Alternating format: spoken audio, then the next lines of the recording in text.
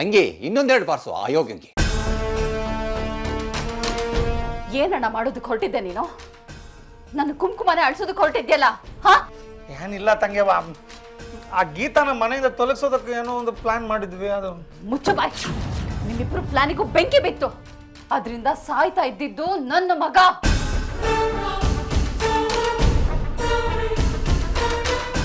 ನನ್ನ ಮಗ? ಏನ್ ತಂಗ್ಯವ ನೀನು? ಪಂಡ್ರಿಬಾಯ್ ರೇಂಜ್ಗೆ ಸೆಂಟಿಮೆಂಟಲ್ ಆಗಿ ನನ್ನ ಮಗ ಅಂತ ಹೇಳ್ತಿದ್ಯಾ? ಏನ್ ನೀನ್ ಹೆತ್ತಿದ್ಯಾ ಅವನ್ನ?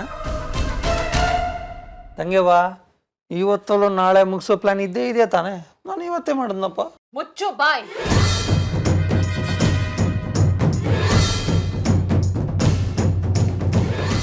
ಅದು ನನ್ನ ಕೆಲಸ. ಮುಕ್ತಿಗೆರೆನ ಯಾರಿಗೆ ಯಾವತ್ತು ಯಾವಾಗ ಎಳಿಬೇಕು ಅಂತ ನಿರ್ಧರಿಸೋಳು ನಾನು. ಯಾವ ಸಮಯದಲ್ಲಿ ಯಾರಿಂದ ಲಾಭ ಅಂತ ಗೊತ್ತಿರೋದು ನನಗೆ ಮಾತ್ರ. ತೊಲಗೋ ಜೀವ ನಮಗೆ ಏನು ಕೊಡುತ್ತೆ, ಎಷ್ಟು ಕೊಡುತ್ತೆ, ಯಾವಾಗೆಲ್ಲ ಕೈಗೂಡುತ್ತೆ ಅನ್ನೋ ಲೆಕ್ಕಾಚಾರ ಇಲ್ಲದೆ ಹೋದ್ರೆ ಸುಮ್ಮನೆ ಮನೇಲೊಂದು ಸಾವಾಗುತ್ತೆ ವಿನಃ ನಮಗೆ ಅದರಿಂದ ಯಾವ ಲಾಭನೂ ಆಗೋದಿಲ್ಲ, ಯಾವ ಸ್ಥಾನನೂ ದಕ್ಕೋದಿಲ್ಲ. ತಿಳ್ಕೊ. ಆಯ್ತು ತಂಗಮ್ಮ, ಏನೋ ಒಂದು ತಪ್ಪಾಗ್ಬಿಡು. ಏನೀಗ ಕಾಲಿಟ್ಕೋಬೇಕಾ? ಏನೋ ಒಂದು ಆಯ್ತು ನೋಡು. ಲೈಫಲ್ಲಿ ಇನ್ಯಾವತ್ತೂ ಇಂಥ ತಲೆ ಹರಟೆ ನಾನು ಮಾಡೋದಿಲ್ಲ. ಅವಳು ಪಾಡಿಗೆ ಇರ್ತಾಳೆ ಅಲ್ಲ. ವಿಷ ಹಾಕೋ ಪ್ಲ್ಯಾನು ನಂದು, ಆದರೆ ಹಾಕಿದ್ದವಳು ಅಂಬ.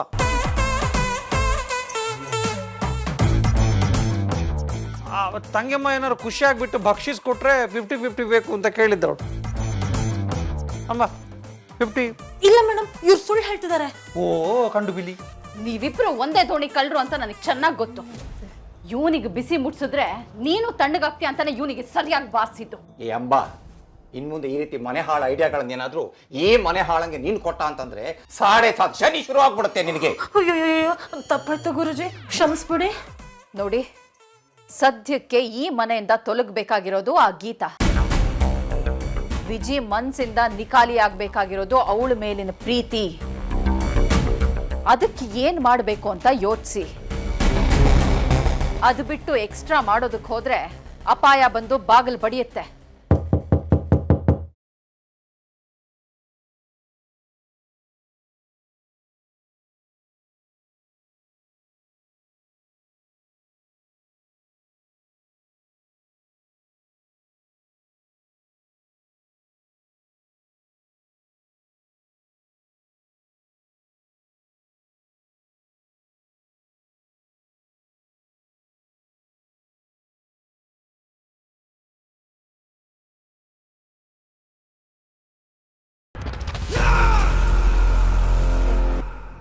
ನಾನು ನಿಮ್ಮ ಹತ್ರ ಸ್ವಲ್ಪ ಮಾತಾಡಬೇಕು. ಮಾತಾಡು.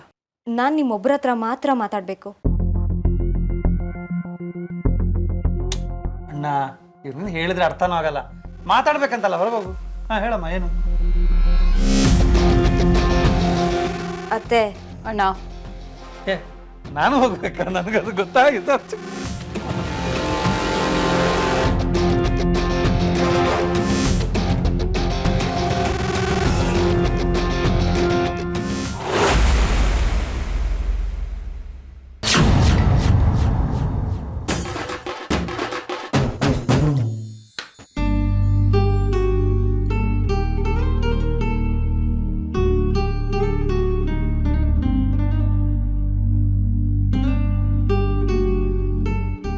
ಗೀತಾ,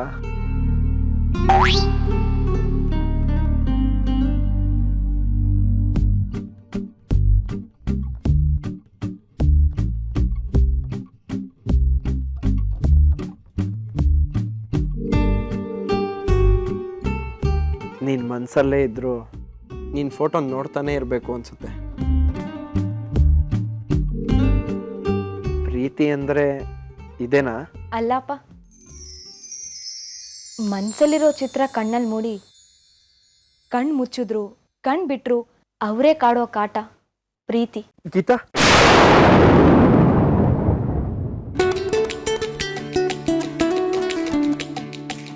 ಛೇ, ನೀನು ಕೊಟ್ಟರೆ ಕಾಟನೂ ಪ್ರೀತಿನೇ.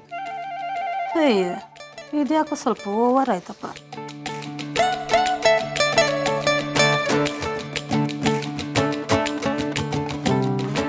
ಆದರೂ ಈಗ ಆಟ ಆಡ್ಸೋದು ಯಾಕೆ? ಕಣ್ಣೆದುರುಗಡೆ ಬರಬಾರ್ದಾ? ಬಂದ್ರೆ ಏನ್ ಮಾಡ್ತೀಯಾ?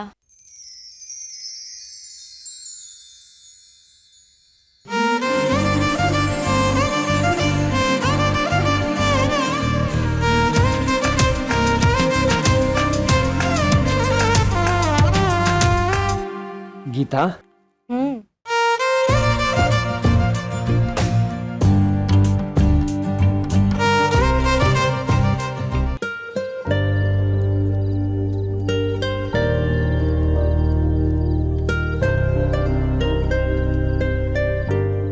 ಈ ಕಣ್ಣಲ್ಲಿ ಕಣ್ಣಿಟ್ಟು ನೋಡಿದ್ರೆ ನಾನು ನಾಚ್ಕೊಂಡು ಓಡೋಗ್ತೀನಿ ಅನ್ಕೊಂಡಿದ್ಯಾ?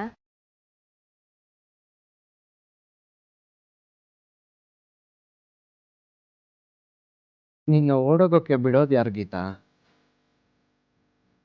ಮುದ್ದು ಮಾಡಿ ಮೂಟೆ ಕಟ್ತೀನಿ.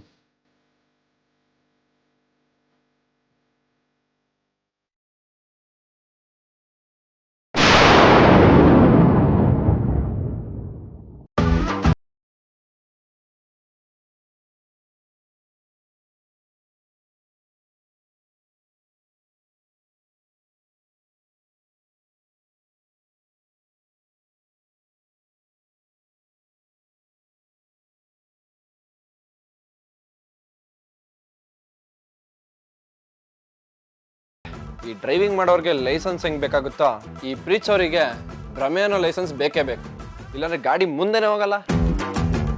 ಆದರೂ ಗೀತಾ, ನಾನು ನೀನು ಈ ಥರ ಮುದ್ದಾಗಿ ಮಾತಾಡ್ತಾ ಇದ್ರೆ ಎಷ್ಟು ಚೆನ್ನಾಗಿರುತ್ತೆ. ನೀನು ಟೆರೆಸ್ ಮೇಲೆ ನಕ್ಷತ್ರ ನೋಡ್ತಾ ಇರ್ತೀಯ, ನಾನು ನಿನ್ನ ಕಣ್ಗಳನ್ನೇ ನೋಡ್ತಾ ಇರ್ತೀನಿ.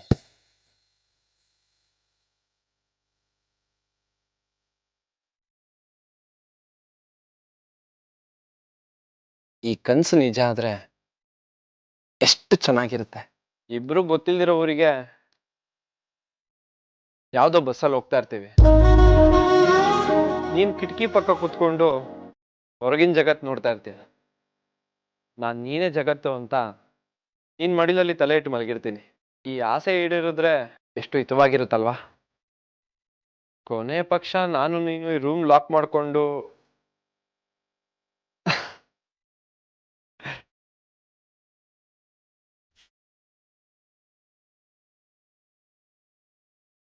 ತಪ್ಪು ತಿಳ್ಕೊಬೇಡ ಗೀತಾ, ಮತ್ತೇನಿಲ್ಲ, ಒಂದು ಹಾಡಾಡ್ಬೇಕು ಅಷ್ಟೇ.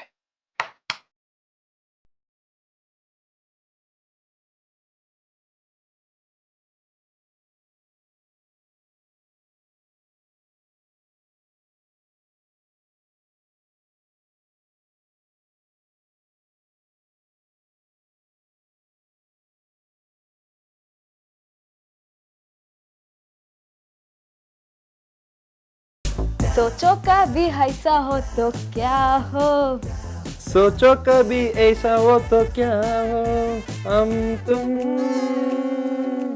एक कमरे में बंद हो, चाबी को जाए.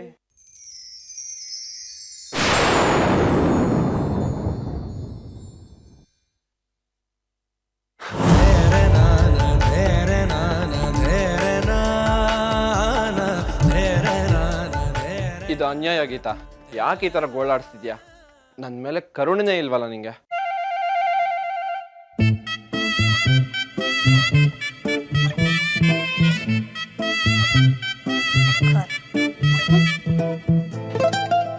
ಹೌದು, ಕಣ್ಣಲ್ಲಿ ಹೆದರಿಕೆ ಇದೆ,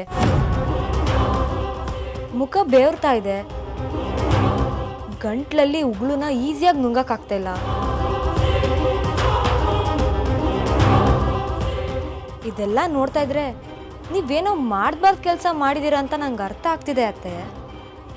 ಏಯ್, ನಾನು ಏನೇ ಮಾಡಿದೆ ನೋಡು, ಈ ರೀತಿ ಎಲ್ಲ ಮಾತಾಡಿದ್ರೆ ಚೆನ್ನಾಗಿರಲ್ಲ.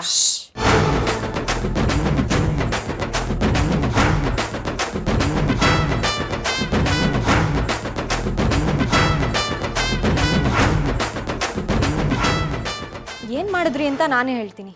ನಿಮ್ಗೆ ನನ್ ಕಂಡ್ರೆ ದ್ವೇಷ, ನಿಮ್ ಮಗನ್ ಕಂಡ್ರೆ ಪ್ರೀತಿ ಅಂತ ಇಷ್ಟು ದಿನ ನಾನು ಅನ್ಕೊಂಡಿದ್ದೆ.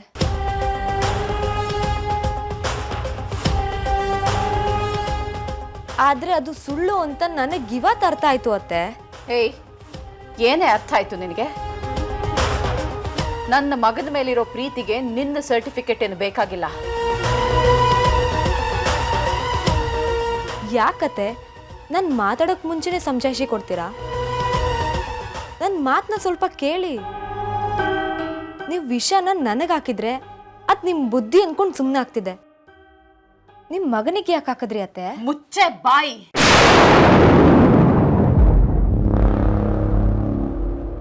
ವಿಜಿ ನನ್ನ ಮಗ. ಅವನಿಗೆ ಚೂರೆ ಚೂರು ಗಾಯ ಆದ್ರೂ ವಿಲವಿಲ ಅಂತ ಒದ್ದಾಡಿ ಸಾಯೋಳು ನಾನು. ಅಂಥದ್ರಲ್ಲಿ ನಾನು ಅವನಿಗೆ ವಿಷ ಹಾಕ್ತೀನ? ಹೀಗೆಲ್ಲ ಕೇಳ್ತಿದ್ಯಲ್ಲ, ತಲೆಗಿಲ್ಲ ಕೆಟ್ಟಿದ್ಯಾ ನಿನಗೆ? ನನಗೆ ತಲೆ ಕೆಟ್ಟಿದ್ಯೋ ಅಲ್ವೋ, ಆದ್ರೆ ನಿಮ್ಮ ಮನಸ್ಸು ನಿಮ್ಮ ಮಗನ ವಿಚಾರದಲ್ಲೂ ಕೆಟ್ಟದನ್ನೇ ಯೋಚನೆ ಮಾಡುತ್ತೆ ಅಂತ ನನಗೆ ಗೊತ್ತಿರಲಿಲ್ಲ. ನಾನು ತಿಂಡಿ ತಿನ್ನಿಸಿ ಈಚೆ ಬರುವಾಗ ನಾನು ವಿಷದ ತಿಂಡಿನ ವಿಜಿತ್ ತಿನ್ಸಿದ್ನೋ ಇಲ್ವೋ ಅಂತ ಕಾತುರದಿಂದ ತಿಳ್ಕೊಳಕ್ಕೆ ಕಾಯ್ತಾ ಇದ್ರಿ. ಆಗ ನಿಮ್ಮ ಮುಖದಲ್ಲಿ ಯಾವ ಭಯನೂ ಇರಲಿಲ್ಲ, ಬರೀ ಕುತೂಹಲ ಇತ್ತು. ಆದ್ರೆ ಯಾವಾಗ ಮಾವನ ಕೈಲಿ ವಿಷದ ತಿಂಡಿ ಇದೆ ಅಂತ ಗೊತ್ತಾಯ್ತೋ ಆಗ ನೀವೆಲ್ಲ ಓಡೋದ್ರಿ. ಇದ್ರ ಅರ್ಥ ಏನತ್ತೆ? ಗೀತಾ, ನೀನು ತಪ್ಪು ತಿಳ್ಕೊಂಡಿದ್ಯಾ. ಅದು ಇಷ್ಟು ದಿನ ಆ ತಪ್ಪು ಕಲ್ಪನೆ ದೂರ ಆಗ್ತಿದೆ ಇವಾಗ. ನನ್ನ ಮಾತು ಕೇಳು. ನಿಮ್ಮ ಮಾತು ನನ್ನ ಪ್ರಶ್ನೆಗೆ ಉತ್ತರ ಆದ್ರೆ ಕೇಳ್ತೀನಿ. ನಾನು ಮಾಡಿ ತಿಂಡಿ ನಿಮ್ಮ ಗಂಡ ತಿಂತಿದ್ರ ಅಂದ ತಕ್ಷಣ ಅದನ್ನ ತಪ್ಸೋದಕ್ಕೆ ಯಾಕೆ ನೋಡಿದ್ರಿ? ಮಾವಂಗೇನು ಆಗ್ಬಾರ್ದು ಅಂತ ತಾನೆ? ಅಂದ್ರೆ ನನ್ನ ಗಂಡ ಸತ್ರೆ ಪರವಾಗಿಲ್ಲ ಅಲ್ವಾ?